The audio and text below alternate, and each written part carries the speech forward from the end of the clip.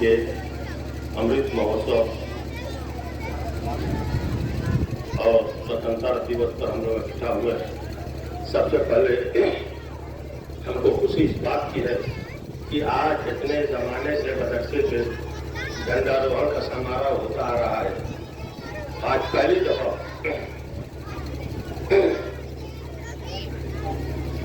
हमारी एक बहन ने यह त्योहार आया। आज इस दौर में बहुत जिद्दोजहद के बाद ख़वातीन अपना मकाम हासिल करने के लिए जिद्दोजहद कर रही हैं। आज वो पहला मौका है जब हमारे इस प्रोग्राम में हमारी दो बहनें शामिल हुई। मैं उनके साथ साथ तमाम गांव के गणमान्य व्यक्तियों तथा बच्चों का आभारी हूँ, उनका शुक्रगुजार हूँ, ताकि इस जलसे में आकर, इस प्रोग्राम में आकर अपना टाइम दिए हैं। दोस्तों, जरा आप बेदार हो जाएं। बच्चों ने और मौलाना ने जो तकरीर इस आज़ादी के पर्व पर किया है, अब कुछ कहना बाकी तो नहीं रह जाता है, फिर भी कुछ कहना भी जरूरी है।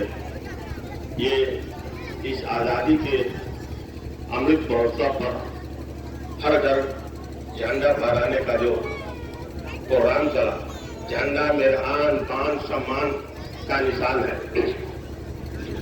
दोस्तों, बुजुर्गों, सबसे पहले अपनी बात कुछ रखने के पहले मैं उन तमाम शहीदान वतन को खराज अकीदत पेश करता हूँ, श्रद्धांजलि अर्पित करता हूँ, जिन्होंने देश की आज़ादी के लिए अपना तन मन धन सब कुछ कुर्बान कर दिया।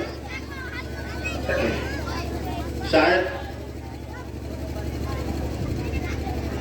मुझे ये महसूस होता है कि आज के दिन में अगर आज़ादी हासिल करना होता तो जो कुर्बानी उन लोगों ने पेश किया, आज हमारे अंदर वो जज्बा नहीं।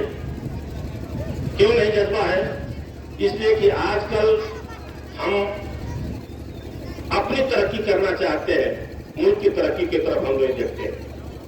जनता भी जागरूक नहीं है कि हमको कैसे जिंदगी बसर करना है।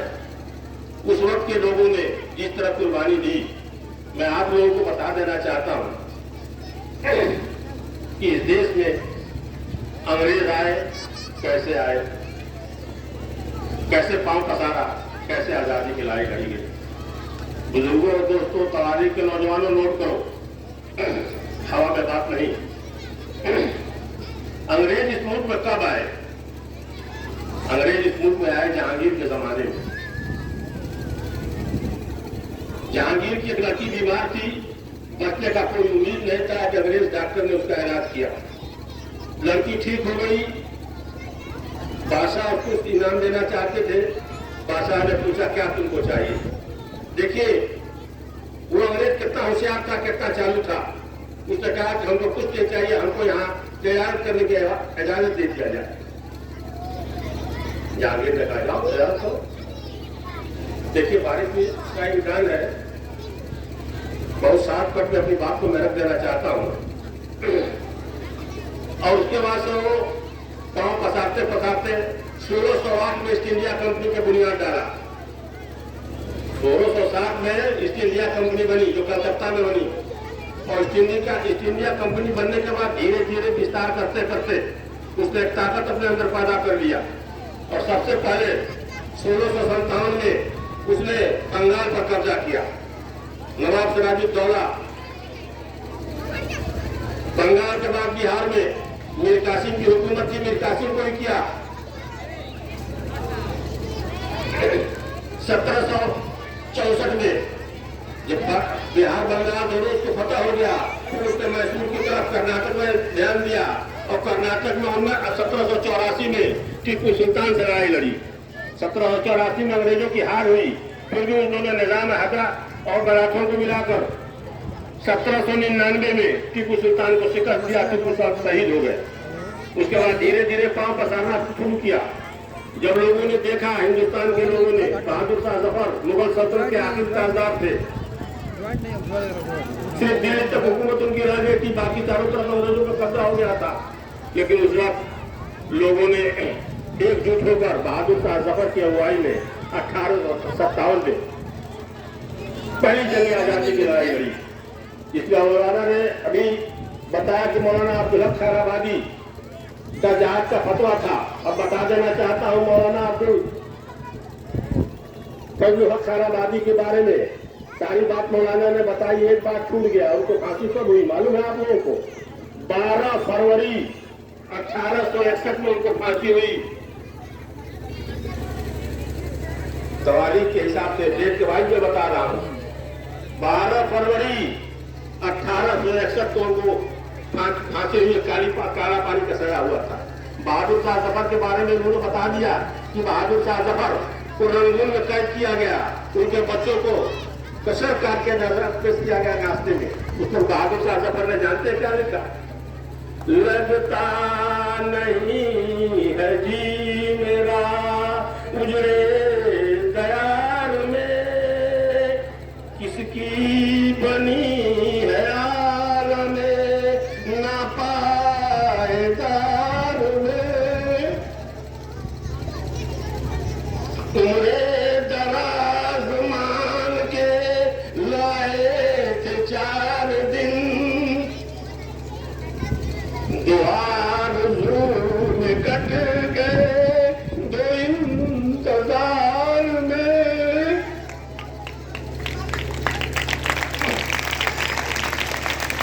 है कितना बदनसीब ज़फर दफन के लिए 2 गज ज़मीन कुएं यार में। ये दर्द था बहादुर शाह जफर की कि दिल्ली में हमको टकराने की जगह नहीं मिली। यहाँ हमारा आबाद ने सैकड़ों साल हुकूमत की, उस दिल्ली में हमको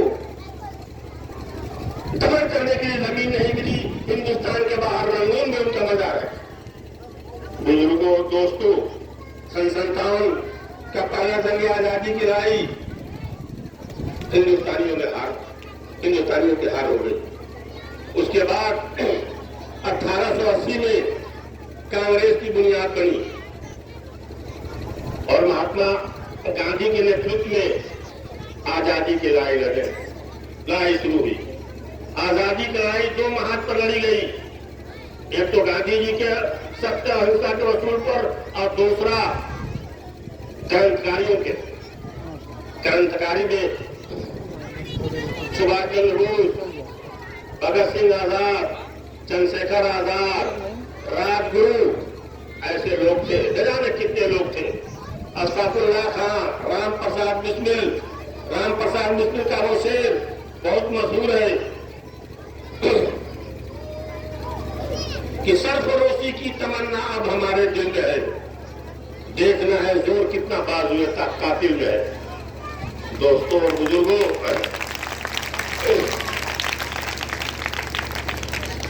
आप लोगों ने जनरल डायर का नाम सुना होगा। जनरल डायर वही है। जालियाना बाग का नाम सुना होगा आप लोगों ने, लेकिन जालियाना वाले बाग की तारीख को नहीं जानते हैं आप लोग। जालियाना वाले बाग में बैसाखी का दिन था। 13 अप्रैल बैसाखी मनाने के लिए लोग जालियाना वाले बाग में गए।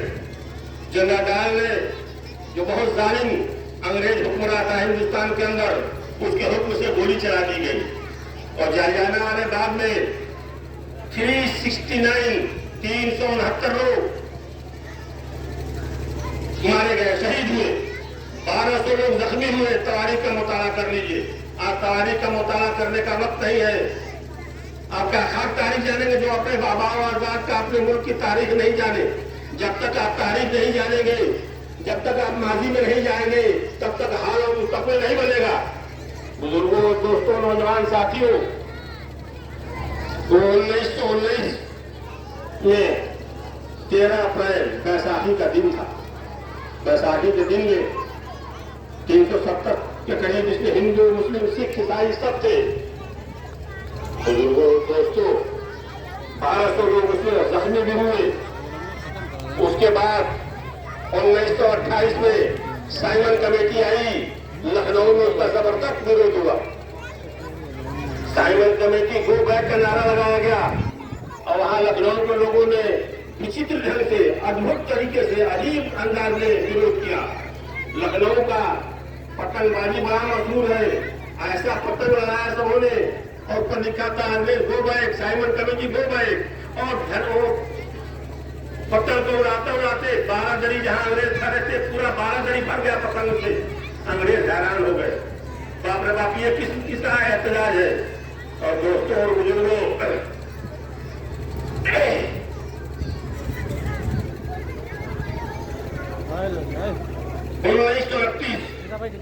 30 मार्च 1931 को भगत सिंह को फांसी दी गई। बुजुर्गों, दोस्तों, नौजवान साथियों, फांसी दी गई। उसके बाद क्या हुआ? महात्मा गांधी,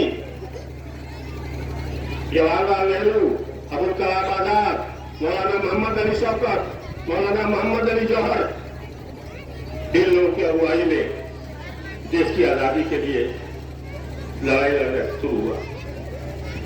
इंग्लैंड में बोर्ड में कॉन्फ्रेंस हुई, मौलाना मोहम्मद अली जौहर वहां गए थे। उन्होंने कहा कि उस वक्त तक मैं नहीं लौटूंगा यहाँ इंग्लैंड से जब तक हिंदुस्तान आजाद न हो जाए। नतीजा ये हुआ कि वो वहीं उनका इंतकाल हो गया। उनका बैतुल मुक़द्दस में उनका कब्र बनी, वहीं वो दफन किए गए।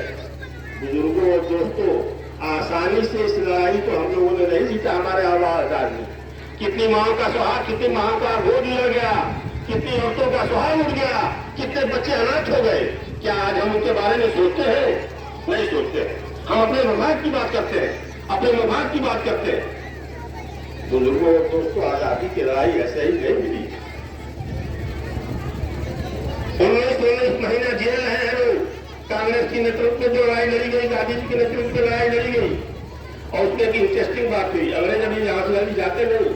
1942 से भारत छोड़ो आंदोलन हुआ, उसी दरमियान चरण व्यवहार शुरू हो गया। वही मालूम होगा आप लोगों को। सेकंड वर्ल्ड वॉर में अंग्रेजों के इंग्लैंड की बड़ी जिसका सूरज नहीं टूटा था, जीत तो गए लोग लेकिन पूरी तरह मानसिक हालत कमजोर हो गई।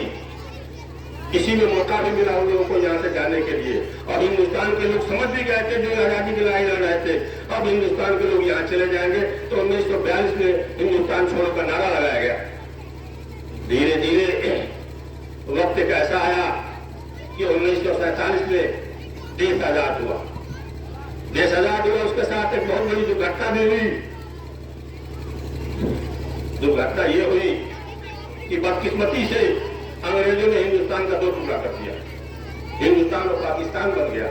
आज अगर हिंदुस्तान पाकिस्तान एक होता तो आज दुनिया में हिंदुस्तान का क्या जलवा होता, ये देखने के लायक होता। अब क्यों हुआ, कैसे हुआ, इसमें जाने की जरूरत नहीं। तारीख है, कहाँ है, सब कुछ है। तरह तरह की कंट्रोवर्सी इस पर पैदा हो जाती है। इसका जिम्मेदार कौन है, कौन नहीं है, ये सियासी लोगों को छोड़ा जाए। लेकिन यह है कि हमारे देश के लोगों ने जो जानी कुर्बानी दी, बेमिसाल कुर्बानी दिया। बेमिसाल कुर्बानी, दुनिया में ये कुर्बानी किसी मुल्क को नहीं मिली, किसी मुल्क के लोगों ने नहीं दिया, जो हमारे मुल्क के लोगों ने दिया है। हम इस आजादी को ऐसे ही लाना जाने देंगे। आजादी को उन बातों ने जिन्होंने फांसी फंदे पर झूल गया, सुभाष चंद्र बोस आजाद, जिन्होंने कहा था give me blood I will give you freedom. दोस्तों, सोचिए उन माओं को जिन्होंने अपने बच्चों को मैदान कारगिल में भेज दिया कि देश की आजादी के लिए अपनी जान की आहुति दे दो, अपनी जान की कुर्बानी दे दो, और दिया लोगों ने। अफसोस का मकाम है कि हम 15 जनवरी एक सिंबॉलिक के तौर पर ये मनाते हैं, लेकिन उसमें भी वो जोश खरोश नहीं नजर आता है। उसमें भी जोश खरोश नजर नहीं आता है। ये जोश खरोश का मुजाहरा होना चाहिए। ये बड़ी दुर्भाग्य की बात है। 1947 में देश आजाद हुआ, देश का संविधान बना। आज एक बात मुझे बड़ा अफसोस से कहना पड़ता है कि आज से 3-4 साल पहले एक फिल्मी दुनिया की एक्ट्रेस ने कह दिया, एक बयान दे दिया कि 1947 में आजादी हमको भीख में मिली है। क्या रद्द-ए-अमल हुआ हिंदुस्तान में? उन शहीदों को कितनी बड़ी तौहीन हुई, मानहानि हुई, और बड़ी आसानी से जिसको आज आजादी का मतलब है तो जिसको जो समझ में आया वो दे दे। कैसे कह दिया कि 1947 की आजादी भीख में मिली है?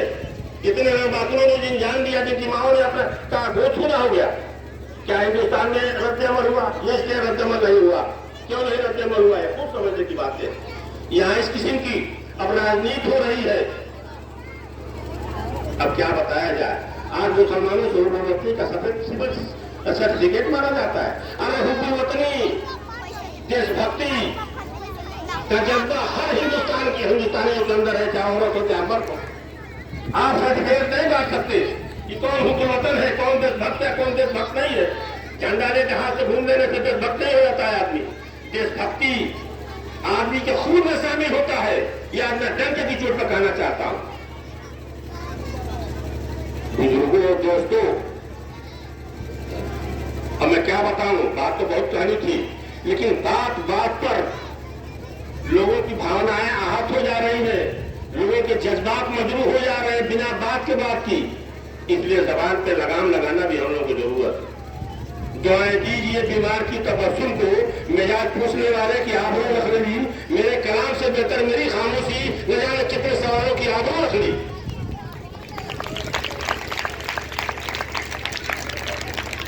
लोग मेरी उदासी का सबक पूछेंगे, लोग मेरी उदासी का सबक पूछेंगे, बात निकलेगी बहुत दूर तक जाएगी। बुजुर्गों और दोस्तों, नौजवान साथियों, संविधान में सबको बराबरी कहा दिया, किसी के साथ कोई पार्शियलिटी नहीं है। ये और बात कि हमें मोहतरम को समझा जाए, ये यहां तक आवाज जा रही है, सुनिए आप लोग गौर से। ये और बात हमें मोहतरम को समझा जाए, लेकिन है ये मशवरा कि सबको बराबर समझा जाए। अमीर शहर का ये फैसला मंजूर नहीं, अमीर शहर का ये फैसला मंजूर नहीं। सितम जितने भी उनको सितम न समझा जाए। बुजुर्गों और दोस्तों, नौजवान साथियों, वक्त बहुत ज्यादा हो गया है। कहना तो बहुत कुछ था, तैयारी तो बहुत किया था, लेकिन वक्त की किल्लत की वजह से आज 7.5 वर्ष के बच्चे हैं, भूखे होंगे, 2-2 लड्डू मिलेगा, उससे ज्यादा क्या मिलेगा। अपनी बात को खत्म करता हूँ। उम्मीद करता हूँ कि वो अपनी बात पर खरी उतरेंगी और आप लोगों की हर संभव मदद करने की कोशिश भी करेंगी। दूसरी बात, अभी मौलाना ने एक बात कही, उसका जवाब मैं दे दूं इतने लोगों के बीच में। ये बात तो सही है कि कोई काम, कोई बिल्डिंग एक दिन में तामीर नहीं होती है, उसके लिए बड़ी जागरसानी करनी पड़ती है, बड़ा मेहनत तो मशक्कत। आजकल कोई सोशल काम करना आसान नहीं रह गया है, तरह तरह की टीका टिप्पणी भी करते रहते हैं लोग, और हमसे जो बन पड़ता है मैं हर मन की करने की कोशिश करता हूँ। हमारी ईमानदारी बेईमानी सब लोग जानते हैं, मैं क्या हूँ क्या नहीं हूँ। अगर आज ईमानदार नहीं होता तो ये एक बिल्डिंग, 2 बिल्डिंग, 3 बिल्डिंग तैयार नहीं होती। इसके अलावा गांव के लोग अगर साथ दिए होते तो अब तो बहुत बड़ा स्कूल बना होता है। इतना बड़ा जज्बा था मेरे अंदर। अब तो 70 साल की उम्र हो गई है, अब चलने चलाने का वक्त है। फिर भी मैं चाहूंगा कि जब तक मैं हूँ, जो काम अधूरे पड़े हैं उन कामों को मैं पूरा कर दूं, ताकि आने वाली नस्ल को कोई दुश्वारी नहीं हो। इसलिए भी नहीं हो कि मैं जानता हूँ, मैं देखता भी इसी गांव में पैदा हुआ हूँ, बच्चे से लेकर 70 साल की उम्र में सबको जानता हूँ। एक आदमी का बुखार नाप चुका हूँ। इस गांव के लोगों में कितना बुखार है, कितना नहीं बुखार है, आगे आने वाली नस्ल कोई काम कर नहीं पाएगी। हम देख रहे हैं ना, कितना लोगों के अंदर बेहिसी तारी हो गई है। कौन अपनी तरक्की के लिए कुछ सोच नहीं रहा है, जो सोच रहा है, जो कुछ करने जा रहा है, उसका 5 वाले खींचते हैं लोग। अनर्दल सर पैर की बिना बात की बात तनकीद करने पर बैठ जाते हैं लोग। काम करना चाहते हैं, घर पर बैठ जाएंगे, 4 लोगों को बैठा देंगे, ऐसा है वैसा है। अरे मेरे भाई, मैं तो चैलेंज करता हूँ और आज फिर भी इसी वक्त चैलेंज कर रहा हूँ, अगर किसी को कोई सवाल करना हो गाँव के लोगों को, डायरेक्ट खड़ा हो जाए मेरे सामने और मुझसे सवाल करे, सवाल का जवाब दे। मैं ईमानदार हूँ, बेईमान हूँ, मैं बता दूंगा। पीठ पीछे शिकायत करने से कोई फायदा नहीं, उसको स्थान से सुनता और स्थान से निकाल देता। अगर हिम्मत है, मर्द है लोग, इस गांव में मैं जनता की झूठ बताता हूँ। मैं आज तक मदरसे का एक कप चाय नहीं पिया हूँ। खुदा रहा है, खुदा शाहिद है। आज जिन लोगों को मुझसे शिकायत है, खड़ा हो जाए पब्लिक के बीच में, जिस दिन कहे पूरे रामनगर में हिंदू मुसलमान सबको इकट्ठा कर दूं, और जिसको जो सवाल करना, जो तनकीद करना हो, मेरे सामने करो और मुझसे जवाब लो, बहाल भी जवाब दूंगा। ऐसा नहीं है, मैं नहीं बोलता हूँ, जद्दोजहद कर जाता हूँ। छोड़िए जाने के लिए क्या बात अपना करना चाहिए। चला जाता हूँ हंसता खेलता मौजे आबादी से, अगर आसानियां हो, जिंदगी दुश्वार हो जाए। बुजुर्गों और दोस्तों, हर साल प्रोग्राम ऊपर होता था, लेकिन हर दिन ऊपर होने वाला था, मौसम की वजह से ऊपर नहीं हो सका। लेकिन एक बात और थी कि ऊपर चढ़ने में बाबूलाल सिंह है, सबसे बुजुर्ग आदमी है, हर फंक्शन में आते हैं, उनको ऊपर चढ़ने में दुश्वारी हो रहा है। और मास्टर साहब, तुम्हारी मास्टर साहब बगल में बैठे हो, मास्टर साहब है, अब हम लोग को ऊपर चढ़ने में दुश्वारी हो रही है।